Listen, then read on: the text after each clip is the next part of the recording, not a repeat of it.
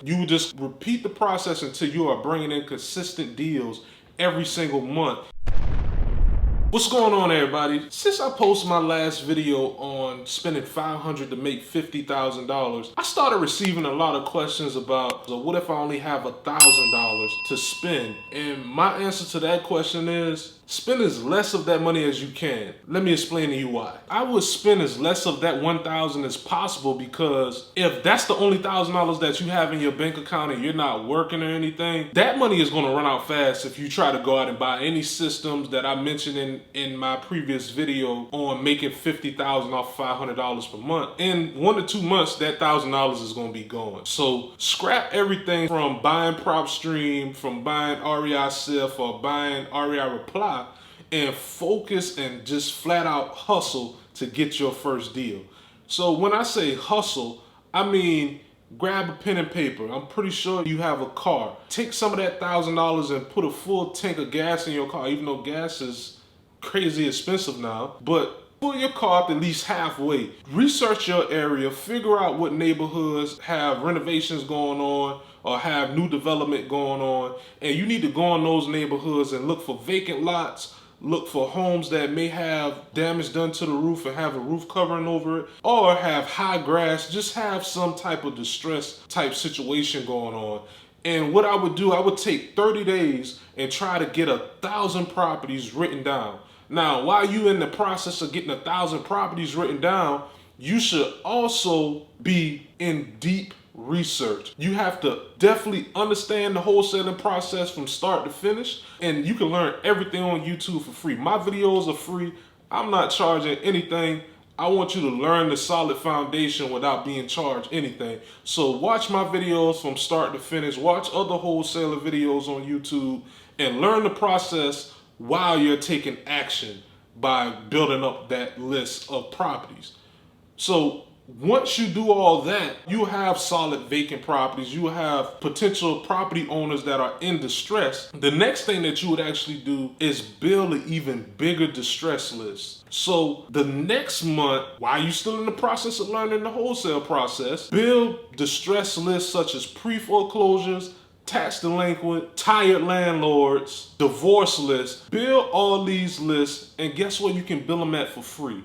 You can go directly to the courthouse. Now, in that situation, like I said, build another 1,000 records. So at the end of this month, you'll have 2,000 records to actually get phone numbers and skip trace, which we'll talk about later on in the video. But the first day you go in the courthouse, the thing that you need to do is go to each area, such as the area that handles divorces, or the areas that handle pre-foreclosures, or the areas that handle probate. Probate is another good list that you can build at the courthouse. And I'm gonna tell you, you can't go in and say that you're looking for the probate list, because there's no such thing.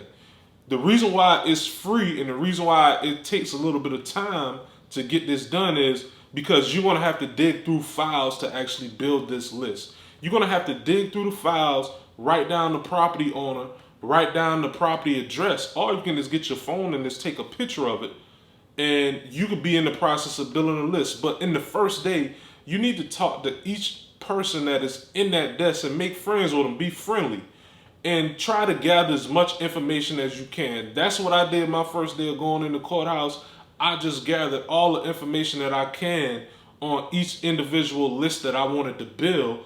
And so the next time I came in, I knew exactly what I needed, and I can get right in, get out, or spend the whole day at the courthouse and gather as much data as I can.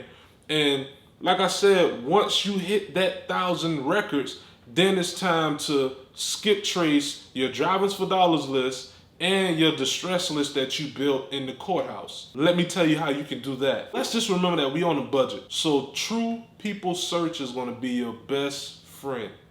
Now, I'm gonna be honest with you, what I would do, because I'm not gonna individually go through 2,000 records and write down each individual phone number that they have attached to a record. What I'm gonna do, I'm gonna put those 2,000 records in a spreadsheet. If you don't wanna add the 2,000 records into an Excel spreadsheet on your own, what I would actually recommend doing is going on a website such as Fiverr and let a data entry type person do it for you for, I say, $50 or whatever the price may be at that point in time. And then what you can do in the meantime, you can go back out, continue to learn, and build an even bigger list. So it probably take them a couple of days to put the 2,000 records into an Excel spreadsheet. And once that is done, you spent $50 out of that 1,000, including the gas too. Let's say you spend another $50 in gas. So you spend $100 out of the 1,000. Now you're down to 900. So you'll have 2,000 records. I use batch skip tracing to do my skip tracing, and that's what I would do. I would actually get it skip traced so I can get an instant list with phone numbers in a matter of 3-4 minutes. Now, if you want to take the time to use True People Search and go individually one by one, you can do that, or you can get someone on Fiverr to do that for you as well too. And sometimes you can get them to even skip trace it for you, and you only pay 8 to 10 cents. I use codes on back skip tracing that I only pay around 10 cents to get the skip tracing. So I don't mind spending, if I have 2,000 records, I don't mind spending $200 to actually get my record skip traced.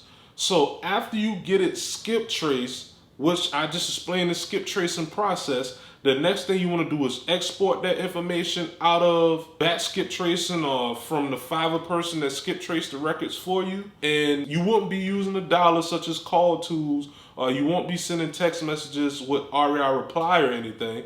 You're going to use your cell phone and you're going to hand dial each phone number. Because remember, we only have $900 left and we don't want to spend any more of that now. So what you're going to do, you're going to get you a Google Voice number and you're going to type each individual number in, and you're going to call these sellers until you get an answer from everyone, either saying, I'm not interested, I already sold a property, yes, I'm interested, you have the wrong number, don't ever call me again. Those are the responses that you want to get before you stop calling this particular list. And guess what? The more you call it, the less responses you're going to get. But eventually you might run into that one person that says yes. And once they say yes, the next step in the process is collecting the information on the property, such as the property condition, is it a tenant in place, how soon they looking to sell. And while you're in the process of doing that, the free route to running comps, the way you won't have to spend any of the $1,000, is going on Zillow or Redfin and narrowing down the search around that property, and I say a 1/4 mile radius or 1/2 mile radius, and seeing what's sold in tip-top condition and what's sold in the condition that your property is currently in, and you make your offer based off of that. Like, I'm gonna do a video later on in the future on how to run comps, and I'm gonna do a live stream later on in the future on just the whole process of wholesaling. So feel free to join in. It probably will be in the next month or so. So please stick around. And if you're enjoying this content, hit the like button, subscribe, and click the notification bell so YouTube can push this content out to more people. And let's get back into the video. And so the next thing is getting the property under contract. Once you and the seller agree to a price, you get it under contract, then it's time to find a buyer. So just to give you a quick overview of that, you're going to get a buyer in place. You're going to submit your AB contract to the attorney office, and they're going to open escrow. And then you're going to get your buyer to send in the EMD, which is an earnest money deposit. And then they're going to have a certain time frame, whatever you agree to, 7 to 14 days to actually close on the property. After they close on the property, you collect whatever assignment fee that you made. It could be $5,000, $10,000, it could be $2,500. But guess what? You're gonna have $2,500 on top of the $900 that you already had. So guess what you would do after that? You don't spend any of that money. You would just repeat the process until you are bringing in consistent deals every single month. You would just repeat the process until you are bringing in consistent deals every single month. Then you start spending more money in your business to help make the process of bringing in deals even easier for you. Now, if you do have $500 per month to spend, please feel free to check out this video right here on investing $500 per month in your business to make $50,000, and I'll see you next time.